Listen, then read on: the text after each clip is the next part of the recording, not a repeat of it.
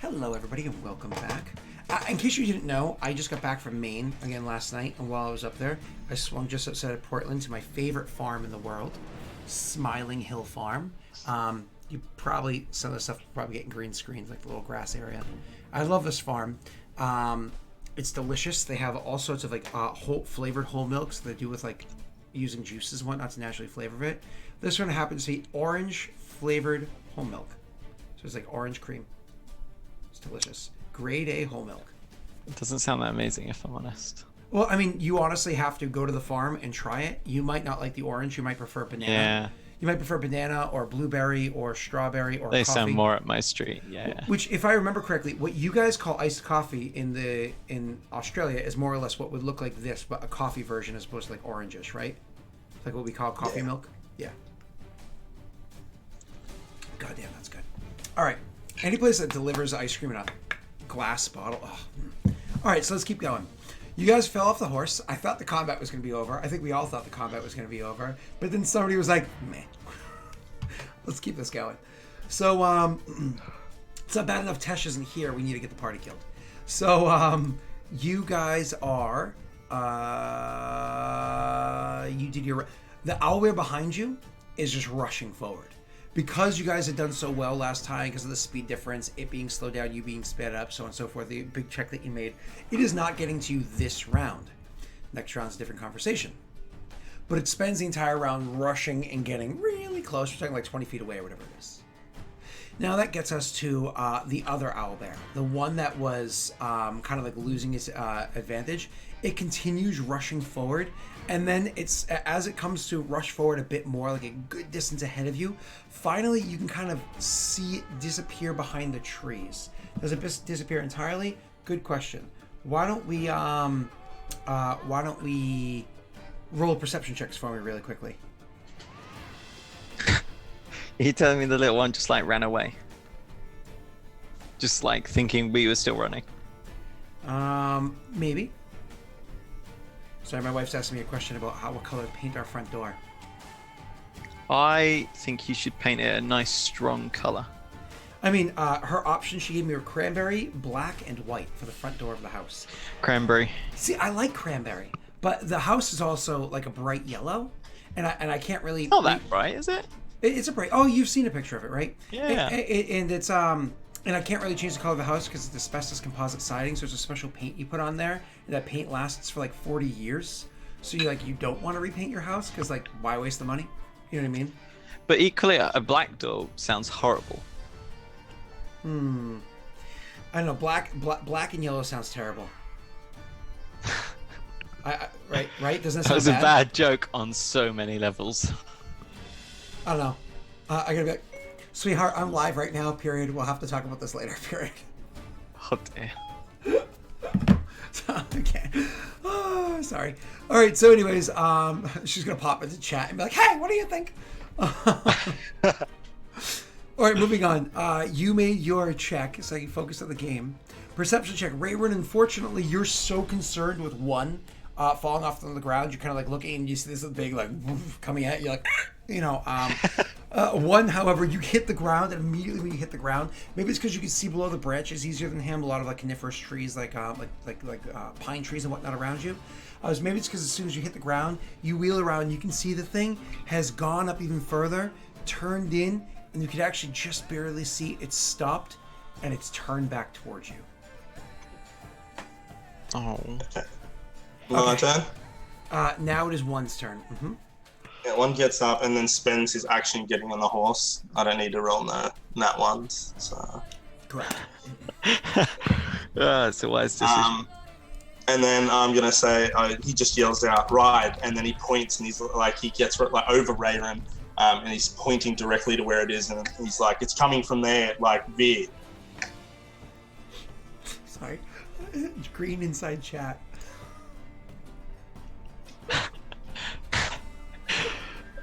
Oh my god. Where is one? Unfortunately, the owlbears did him in. I didn't know owlbears used knives.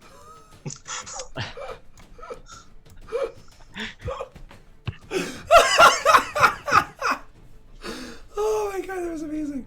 All right, so my apologies. So he says, there it is coming at you. He gives you the heads up, and you climb onto the horse. You're spending your move action to do that one. You don't have to spend your standard, so you're welcome to still use your standard to do something if you would like. Yeah, he cast guidance on Rayron.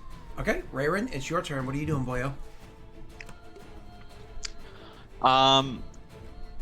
Okay, so Big Boy is not like 20 feet from us, and Speedy Gonzalez Albert is a fair distance ahead.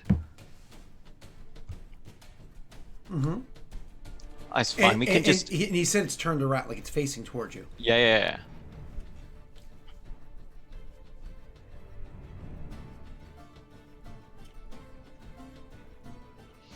So if we just like charge directly at little Albert and then turn at the last moment, those two will collide.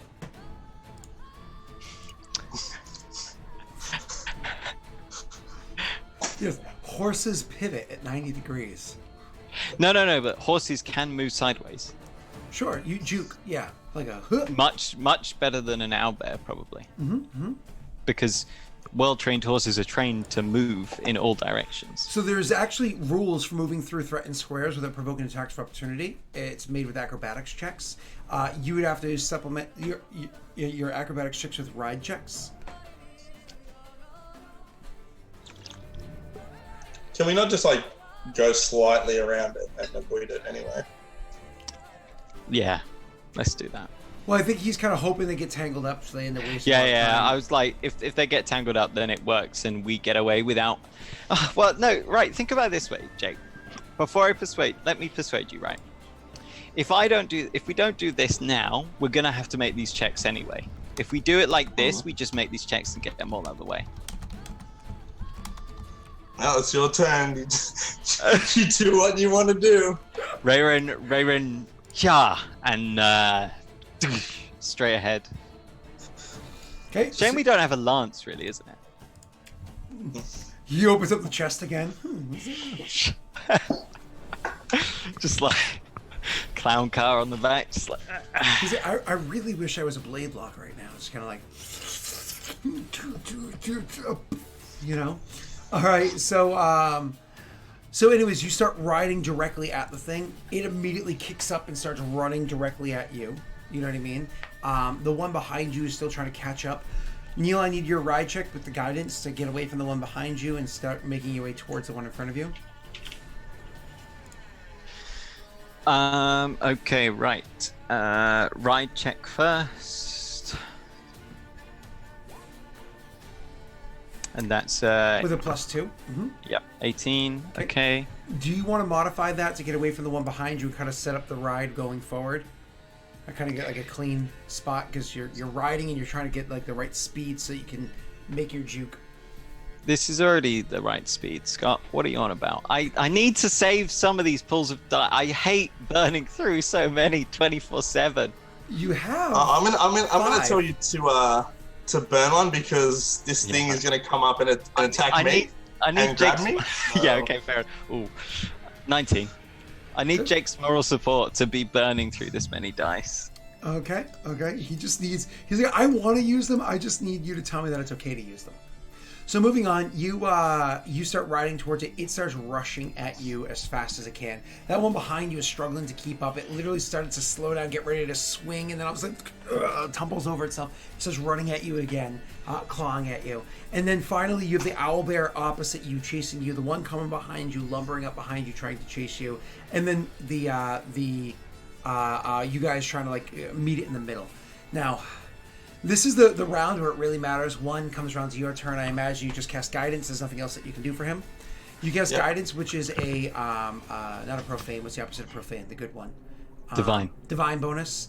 You have Prayer of the Martyr, which is giving you a luck bonus. Is it? I think it's a different bonus. Is it competence bonus? It might be. You can look it up.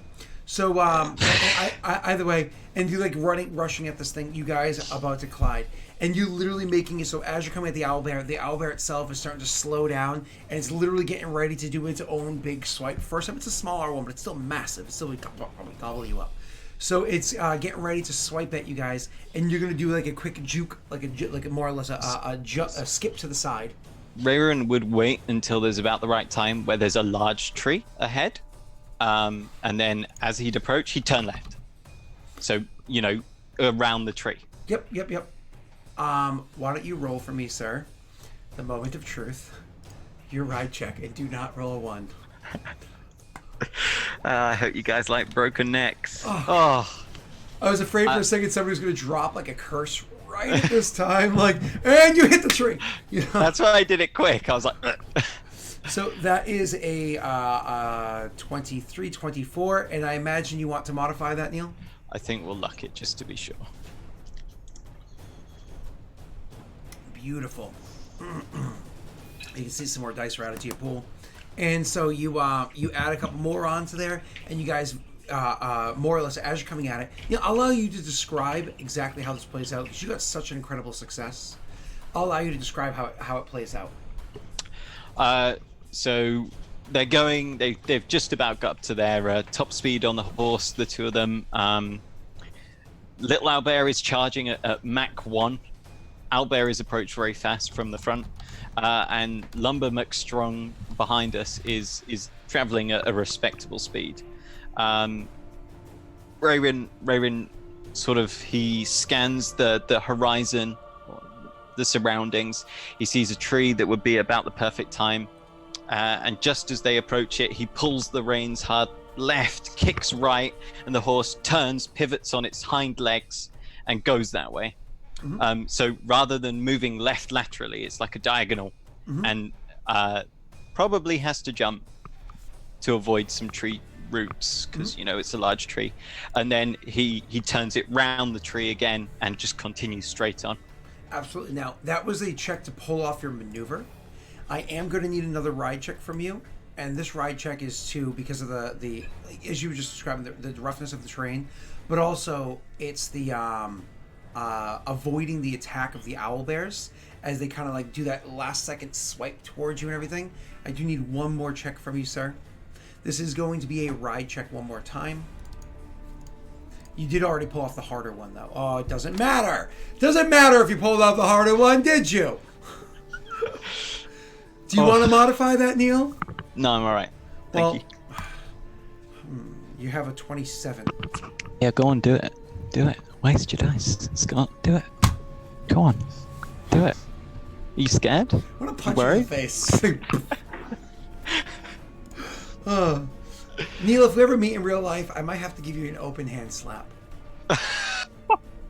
If I ever find the video of me winning a slap bet against one of my employees, and that sounds really bad, but he was older than me by 11 years. And that does sound really bad. But he's older than me by 11 years. If I ever find a video of me slapping someone who's in my employ. We made a slap bet. And so he came to my house, and so he lost the slap bet. Anyways, my wife recorded it, fiance at the time, and it's an open hand slap across the face. So I'm 33, so he's probably 44 now. He was in his mid 30s at the time. Open hand slap across the face. Oh my God, it was so beautiful. All right, so anyways, I have enough dice, Tannis. I have for Daddy's dice. Where am I? 10. 9 left. I have 9 dice left. So don't you worry about me. It's just I can't roll high enough to modify that low enough that he can fail. So anyways, you do the maneuver perfectly. The owlbear goes running forward. It's so fixated in trying to hit you that as you jump around and move around the tree using it as cover, it tries to attack you, kind of gets its arm tangled up the tree, doesn't notice the owlbear on the other side, and the two of them crash into one another, and you guys start riding off into safety. Now from here, things kind of play out a little bit differently. You guys ride off a bit further. You're actually only about a minute or so away from where safety was waiting for you. As you guys go rushing forward, you immediately, this horse has already taken a bit of a beating. You need to continue getting these things to follow you. So you meet up with the few soldiers that you had prepared. You hop off of your brilliant horse and hop onto another one that's a little less beat up. maybe care a little bit less about, and you kind of like send them off to the side so they're not so much of a concern. You wait just long enough for the owlbear to be within view, maybe take a couple of shots, do whatever display to keep their attention on you, and then you start riding, and then you're guiding it, and this becomes a several hour process as you're guiding it. At this point, please. At this point, we're back on separate horses, just to... Of course. Also, did those owlbears smash into each other? They did, yeah. I said that they collided into one another. It was this big mess and screeching in horror and so on and so forth. They were not very happy, which is one of the reasons why they're going for you, not your horse. Good. They're grudge-holding bears. One. I'm sorry, they're eagle bears. One. So you guys start making your way towards the heading this. Now this is a several-hour process. I don't want this to be an obnoxiously long scene with too many dice rolled, because we already did a lot of that and the hard part's already passed. Best of 3. But what I do want is, I do want best of 3 exactly, ride checks, and then I do need something else at the end. So the two of you are going to make me each 3 ride checks together, so 1-1, 2-2, 3-3. So you can modify them as you see fit. Okay, right. Ride check 1. Bam. And you're keeping a healthy distance, of course. Okay. And if people are curious, prayer has now kind of ended, because that was like the combat scene is done. It's kind of like the montage afterwards. 1, I imagine you are consistently, by progress will. So I'm going to allow you to get your constant +1. I will give that to you. Well, what is it? What? In the Mummy, what is it that guy says? He sits there, he's like, what is it? He's constantly chanting, I can't remember it. Hum Num Shabai, Hum Num Shabai, Hum Num Shabai. You know what the funny part is? You kind of look like him. Like, if you got a nice dark tan, I can see you looking like him. A sad, wispy excuse of a beard, kind of squeaky voice. You got a gap in the teeth. Wow. Just saying, you look just like him, Neil. That is cool. I'm not gap in my teeth, thank you. I said Neil. Yeah. Oh. You look nothing like him. Jake, you do not have to worry about that. You are good. I'm just messing with him anyways. Moving on. So you guys, with that first check, do you want to modify it there, Jake, or no? I think you should, mate. Yeah, alright. I've already burnt through so many, like, it'll make me feel less guilty. Oh, right back, I've just got a phone call. Okay. 12. Okay, so I'm going to need a second check. He was receiving a phone call, but I don't want to slow things down. So why don't we keep going? I'm going to roll for him, because I'm a mean DM. I'll let you roll first, though, Jake. I'm going to say if... it looks like these things are getting really close. We have men set up and stuff along the route. I'll completely ride sideways and get them to get its attention, if possible. If it comes to that. Yep, no problem. All right, so Jake, why don't you roll your roll? Yeah. Don't worry, Jake, I got you. Oh, that's better. 18.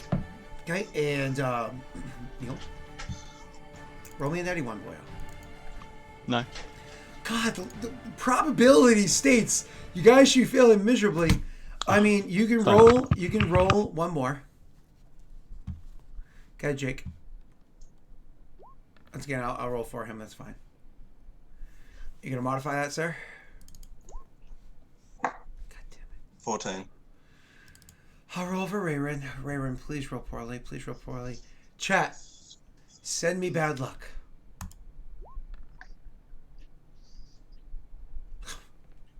I can't even fuck up a Rayron. All right, so the whole thing plays out beautifully.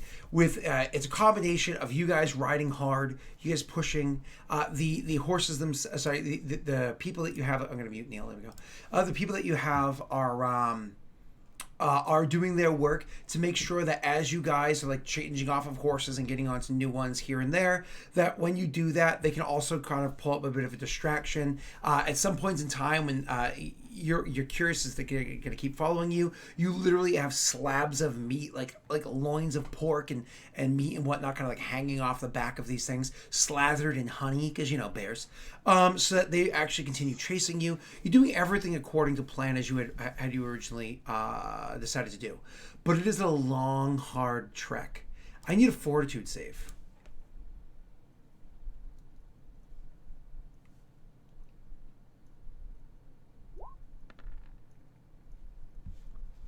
That's actually a sexy fortitude save.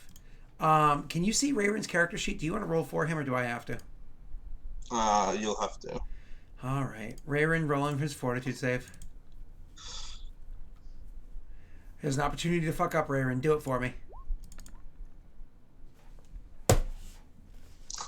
God damn it. All right. Well, so Rayron also crushes it. You guys are tired. You're exhausted when you get there, but not so much so that you're losing any presence of mind, etc., etc. Once you get down into that region, it's no longer your concern. You did your job. You literally are finally getting there, and you're riding to a point where Kithul kind of steps out and he's like, Chosen, come with me this way.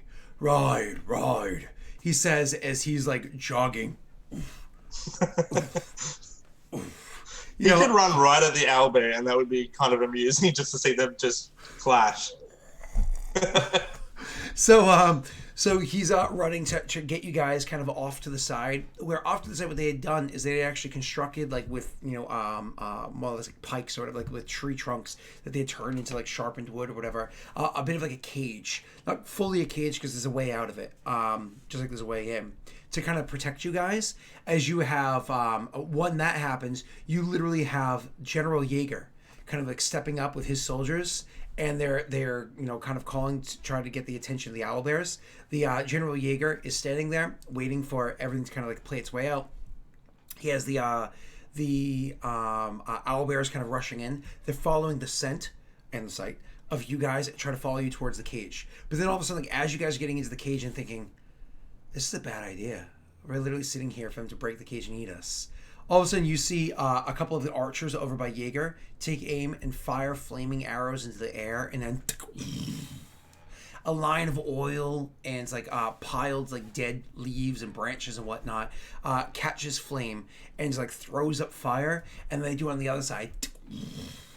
And as the owlbears kind of like come to a slow, like, oh shit, this fire kind of like funneling us, that you realize that they don't seem very happy, and they actually start to turn, like they're going to turn around, and behind them, almost like you can imagine, it looks like a beaker, lying on its side. They're inside of a bit of a triangle that's like lining them, funneling them over towards a certain direction, making it so the owlbears cannot go behind them any longer and cannot travel to the side where you guys are and can't flee the other direction. They're literally being herded by fire down towards it. And as you're kind of like watching this happen, the owlbears rushing forward, Kithul says, "It was the general's idea. He wanted both to herd the owlbear and to alert the goblins that something was happening. Figured it'd get them up in arms before they meet."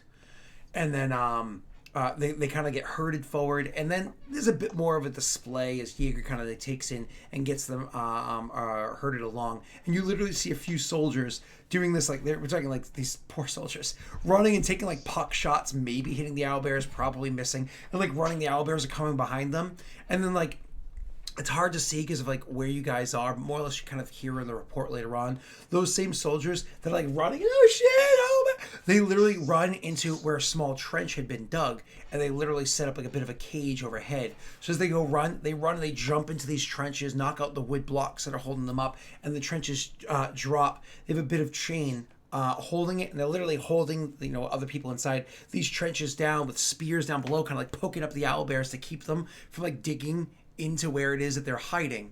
And it's like a couple of moments pass where like a minute or so passes, the owlbears are trying to get into these trenches, trying to get these people. They're thrusting up at them with pikes and holding the chains. The wood that's keeping them down there is being broken apart.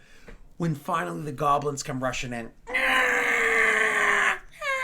and they come rushing in with like their weapons, their daggers, their sabers, their swords, their spears, and they see the owlbears, and they start like jumping and clashing with the owlbears, and they're fighting each other, and the owlbears are the goblins. And so all of the soldiers are hanging back. Those ones down below are, if anybody's wounded, tending to them or trying to keep quiet. And so the battle more or less like takes care of itself.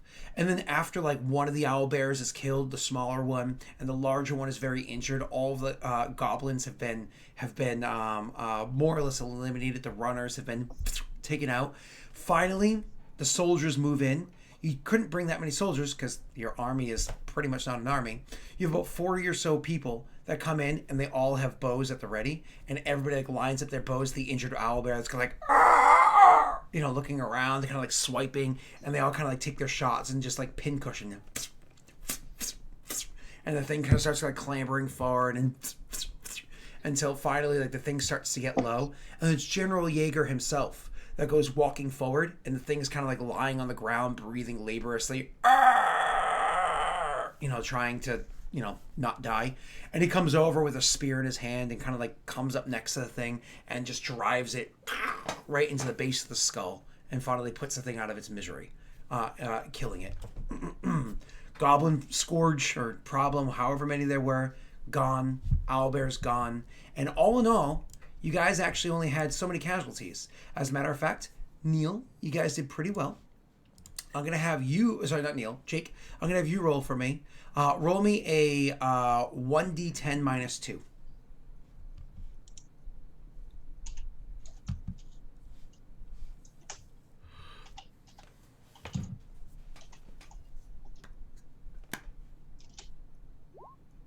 It's one of those times when we want that patented Jake luck.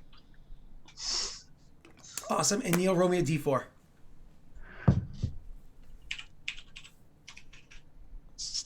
Roll 1d4.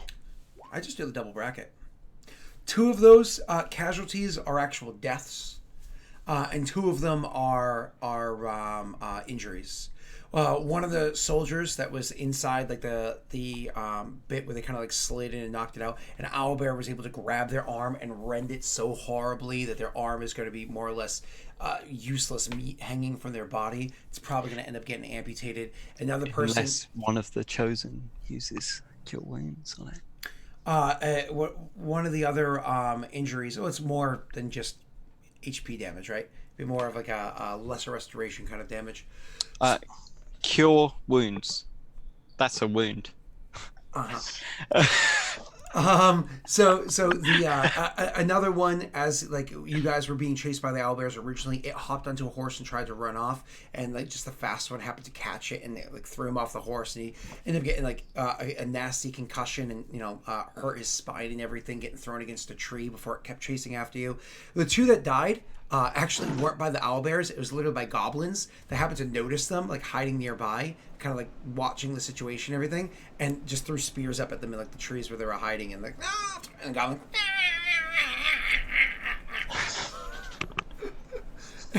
Someone please just clip just that. I want just a gif of Scott just going like this. Luckily they don't have the green screen image. So oh no! You can't put like glorious. You can't put like Dean Cuddy's chatterbait behind me doing it. So anyways, so moving on. They all in all, it was a success. One would ride over to General Jaeger, and as he approaches him, he's just like panting. He's like, "You bastard!" And then he orders for the owlbear, both of them to be skinned and brought back to the keep, as well as organizing the goblin camp to be looted and dismantled, and leading a force back to the owlbear cave, just to see if there's any owlbears left, and if there's not, to see if there's any eggs or anything in there. Yes, one's gonna get an owlbear mount. So, you guys make your way back towards the. So, did you guys go there yourself, or just send your peoples to do it? No, I'm not going fucking back inside. One of the fucking grunts is going in. Okay, you're going to Curse Fall. I'll go. Well, don't forget, it's miles upon miles away. So going back to Curse Fall is probably the better option. You know what I mean? And let the report come to you. It's up to you, though, Neil. Yeah, sure. I was thinking there might be something magic in an owlbear's hoard. Yeah, I would also go, and if it is clear, I will like search it as well. Okay, so Because while an owlbear might not necessarily be attracted to shiny magic things, it would kill people, and clearly, from what we've just seen, be very capable of killing people that have magic things on them. Extremely capable of doing that. so you guys are making your way back to the owlbear cave then, kind of like tired, riding all those miles back. You can roll me another fortitude save for funsies.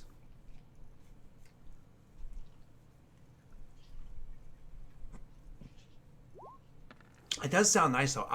An owlbear omelet made with name of mice and mushroom. Right? Can I? Well, I was gonna say, can I do a soldier check on this? This is about fortitude save to not be exhausted. Which is also being a soldier, right? I'm tired, sue me.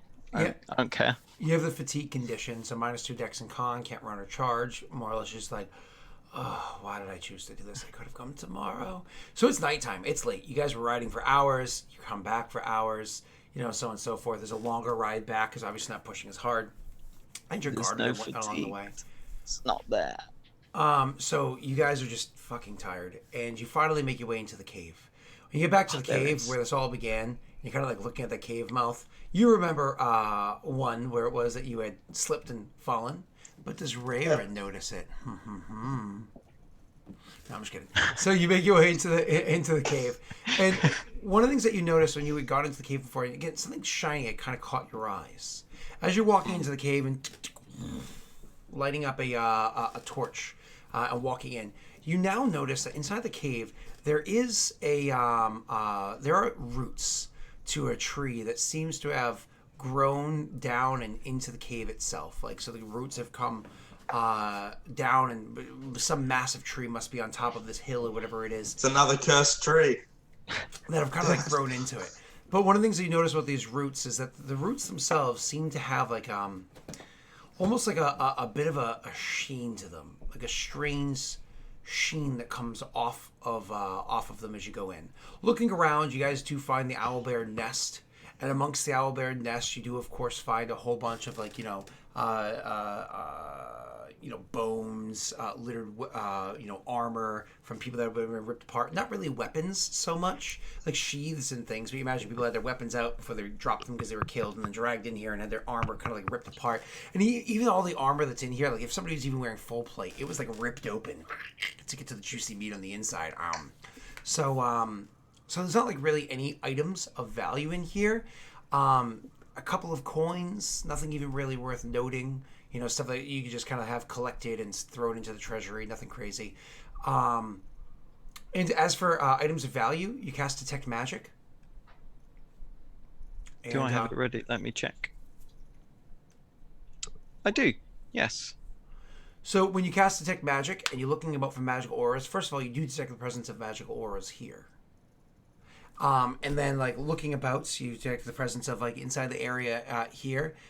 So first of all, the tree roots themselves are glowing with a magical aura to them. They actually happen to be glowing with, a decent strength of aura. So whatever this tree is that's growing outside of the top of this cave that you're in has this aura to it. However, inside the actual nest itself, you don't really see any auras inside it at all. Oop. Any eggs? That's a really good question. It's wintertime, so it's very unlikely that they would have any eggs. Those would be late in the spring, so they would be young. Wait, did you say they'd be young? They would be young this time of year. There are no young.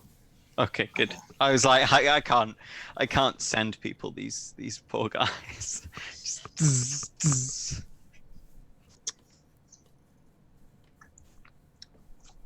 Do you investigate? All right, so.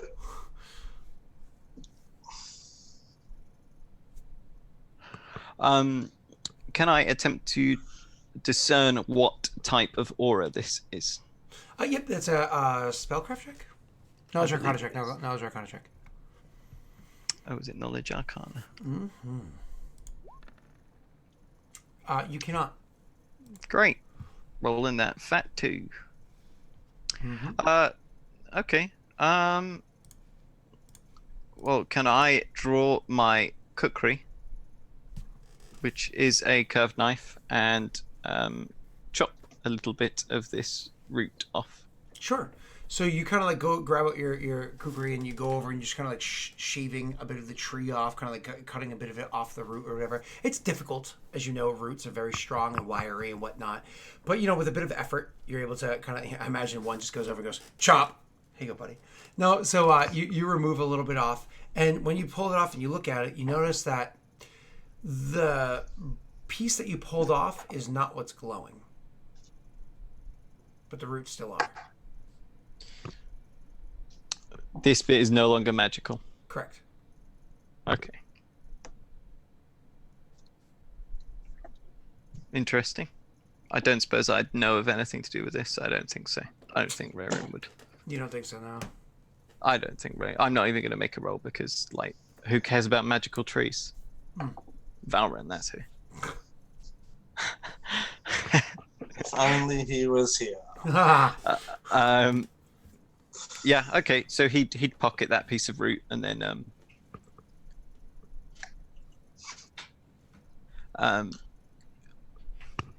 pocket that piece of root and then be like, well, that was a waste of time.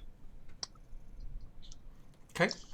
So do you go upstairs and investigate the tree at all outside that's growing on top of this cave, or no? Yeah, because it's dark. It's probably actually better to just camp out in this location. Yeah. There's a cave here. We can camp in it, because traveling woods at night is actually extremely dangerous, particularly on horseback. Okay. So you do have a lot of guards that you can kind of like set up to watch after you guys anyways, so on and so forth. So why don't you camp out, wait till morning, your fatigue goes away. Yay.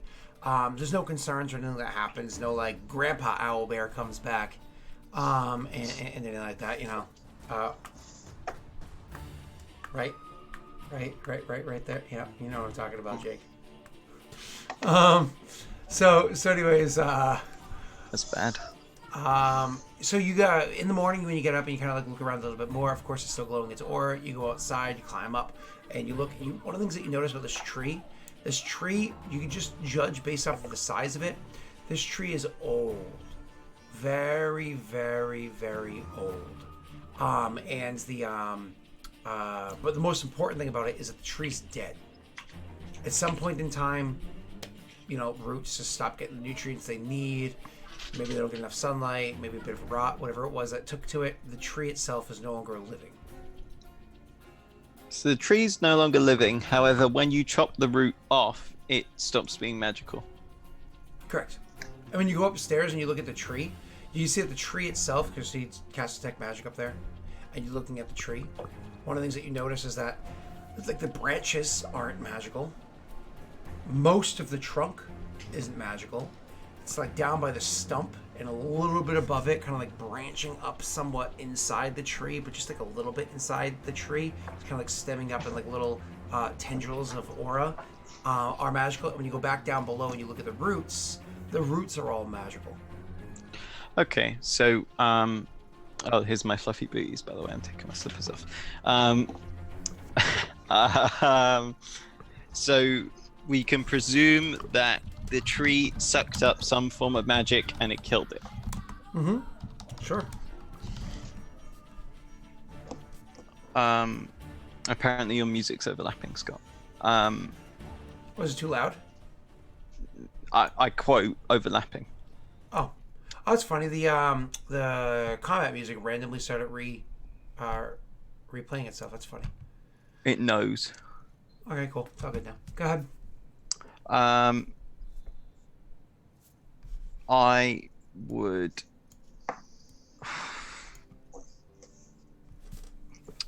I mean, there's not really much I can do because I've already attempted to make a spellcraft check to discern what sort of aura this is. However, I might suggest it's necromancy if it's capable of killing something.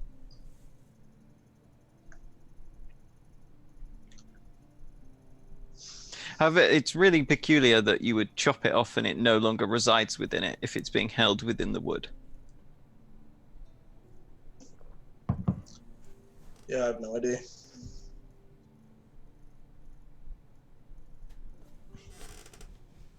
Does it seem as if it's if you were to grade this on color of intensity, is the bottom of the tree, like the roots, are they the most intense source of power? Yep. Or is it? Seems like the roots have it stronger, and then kind of like, again, it gets weaker as it goes up, and then almost like tendrils come up from near the stump, and it just gets weaker and weaker as it grows thinner and thinner. But it doesn't really seem to exist higher up in the tree. Yeah, I mean, maybe it does, but detect spells are kind of like blocked off by weaker auras when there's like wood and shit like that in the way.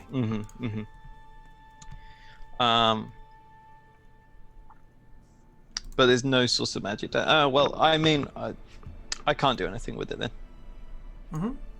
Okay, nothing you can do with it right now. You have to send somebody else out that understands these things.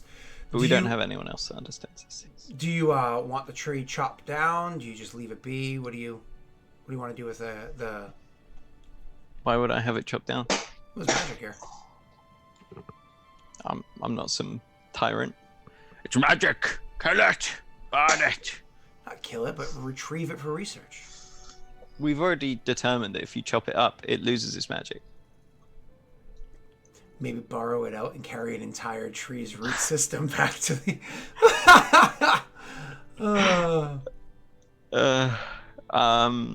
Yeah, no reason to deal with it in any way. Okay.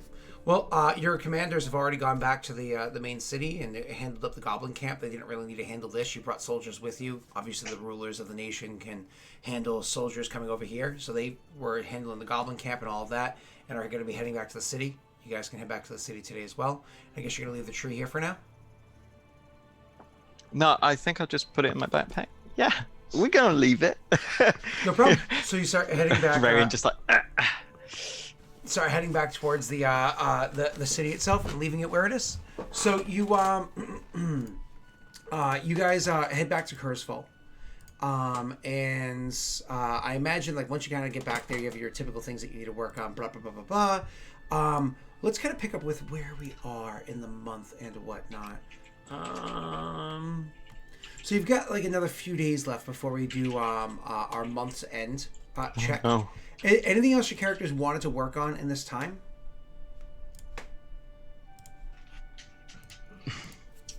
Potentially. But I've just spent all my gold, so no, actually, I probably can't. I was going to say I probably have a couple of spells that I could translate into my spellbook, but I've only got 80 gold. How much gold do you need? I don't know. I've never done it. I don't know how expensive it is. You guys have a ton of gold if you just sell anything. Yeah, but don't we have to do that as part of our kingdom rolls, in effect? That's the easiest way to sell stuff, but it's not the only way to sell stuff. If you actually go to a city, you can sell things. Like, you can, maybe not Hod Gwen, but you can go to maybe the city to the west that happens to be friendly with you, and you can sell shit over there. No. But I understand you're talking about right now. I'm just saying for the future. Then no. Okay. Though, how much does it cost to translate things into? To what? Put spells inside spellbooks? There's actually a ruling on that. Hold on, let me find out. So Pathfinder adding spell to spellbook. See, I Google. Neil. Yeah, but that's what you're for. For Googling? Where are you? You're like Google, but with a beard. Oh. And an attitude. I got your fucking answer for you. I wish I could have Siri treat me like shit. That's kink right there. Like, listen, asshole. McDonald's Siri, is 2.5 miles away. Walk there, you fat fuck. Ooh, Siri. Didn't know you cared. All right, spells. Adding spells to spellbook. Wizards can perform a certain amount of spell. So add a spell into a spellbook. Requires one. At the end of the hour, they must make a spellcraft check. Cost. Here it is. There's actually a table for it. What level spell is it? Let me check. See invisibility. I think it's probably a level 1. 2, I think. See invisibility. So 40 gold. Oh yeah, it is. It's 40 gold. Oh well. Can I copy it in even though I don't have a spell slot? My apologies. Can I copy it in even though I don't have a second level spell slot? No. I mean, yes, you can. Absolutely. Mm-hmm. In that case, it's just difficult to do, of course, but you can. Just not usable. Correct. Cool. I'll take the 40 gold then and just whack that one in. Okay, so that's going to be a spellcraft check for me. If you fail horribly, you lose the spell. The scroll disappears entirely. Oh,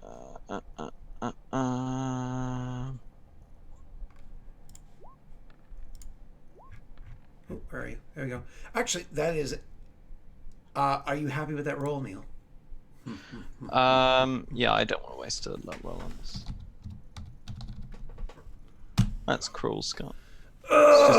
Just because I never get to use them, so I have to use for the them. little things. Just to like, it's like the dice aren't there to like ruin the story. They're just there to ruin your enjoyment of the game. Yes, exactly that. No, it's like, oh, hey, sorry, were you enjoying this? No. This is a chore. So you just have to try one more time because you just barely failed. I won't do it to you again, I promise. I don't believe your lies. You gotta click the button. Bloop. Oh yeah, I was restarting Roll20. It was. Oh, okay. Oh, sorry. It was going a bit funky. Let me. Yeah, I gotta display on stream how many I.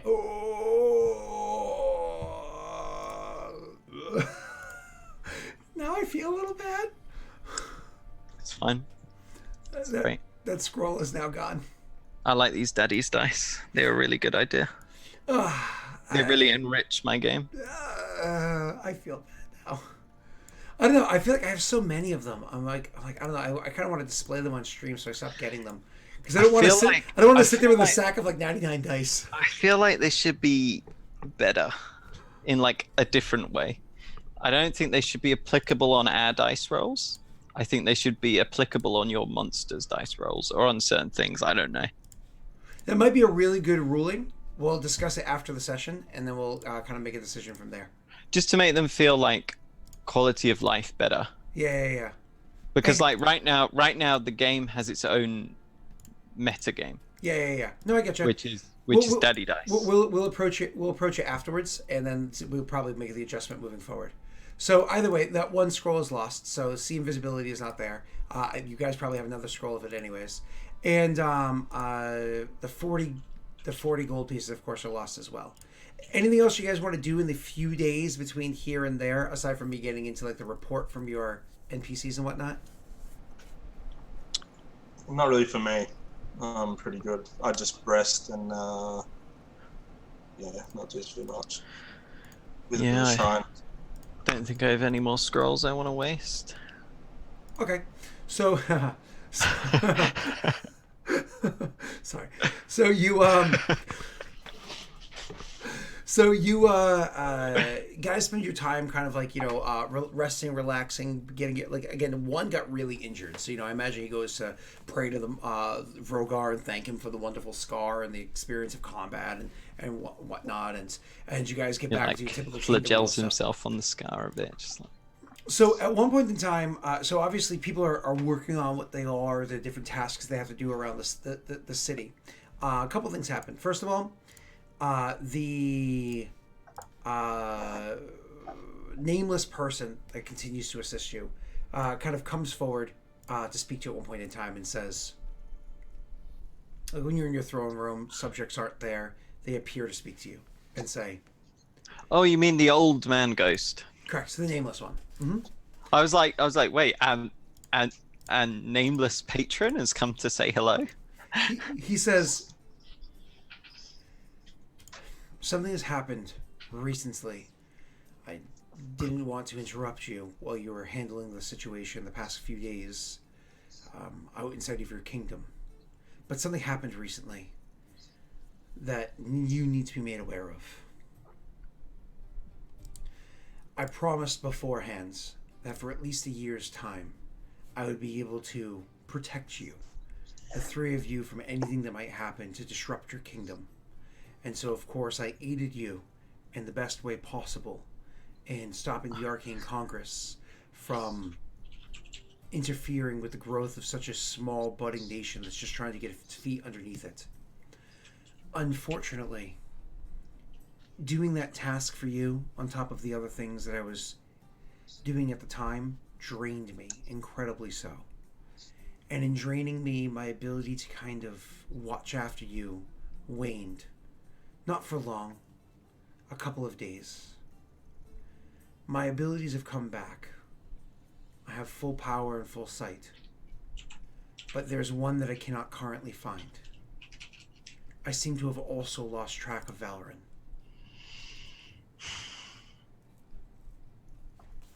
I'm searching to find him now, and to make sure that he is safe. But considering he is a third of this nation, I'm trying to find him. Shit. This isn't exactly ideal. Where did you last know that he was? He traveled a bit to the north, and then something kind of caught his attention, and he started traveling south.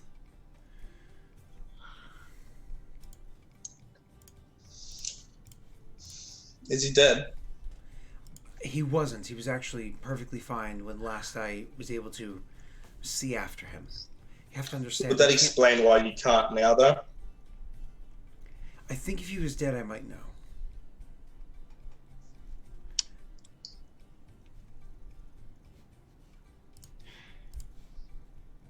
It's more. Do you have? It's not a matter of me being able to see a corpse or not. It's a matter of not being able to see, like a blind spot. We did find a tree with some sort of peculiar magic in it the other day. I suppose an old forest like this may have several such locations, some of which may serve to occlude one's sight. Gears are turning in one's head, and he looks back to the old guy and goes, What do you mean the Arcane Congress? Helped us how?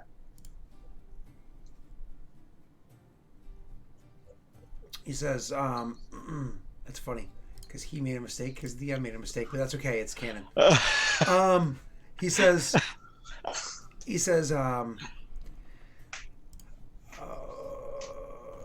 thinks for a few moments, and he says, there are many things that I do for the kingdom that's just kind of go amiss.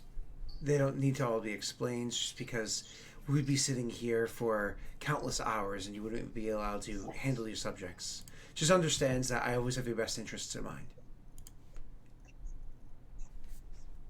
I feel like that's pretty important. Maybe we should know what's going on with the Arcane Congress. Know that you're safe. He just looks to Rayron with this like weird look on his face. Like, We know what went on with the Arcane Congress. They arrived and we worked with them to ensure that we were adherent to their laws. then what's he talking about? That's what I thought too. Perhaps he ensured they were amenable to our... I don't really know. You're spending a lot of time being concerned about something that doesn't need to be concerned about. What I do have to say is that Valoran is out of my sight. I cannot currently find him. I'm going to continue looking for him, so you might not see me for some time while I try to discover his location. As I said beforehand, he was heading south. He was investigating something that caught his interest. He's Valoran.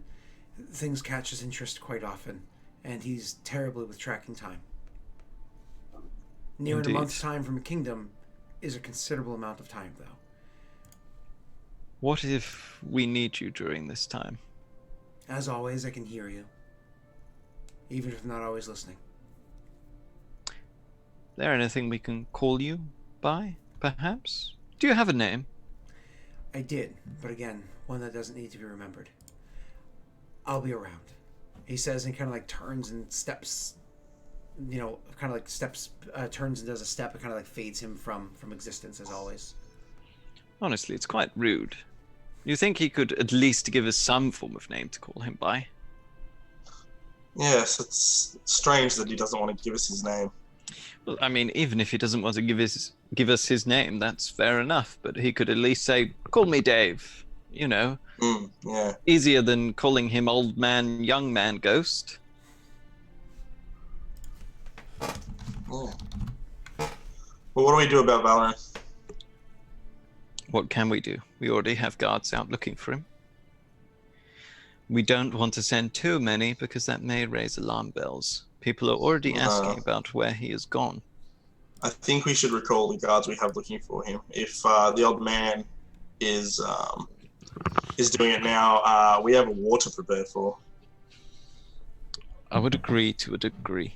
We should pull back some of the guards, but it would still do well to have some patrolling the northern border, or the northern section of the forest. Yep. Sounds good. Okay, so days continue to slide by a little bit here and there. Let me just double check something really quickly.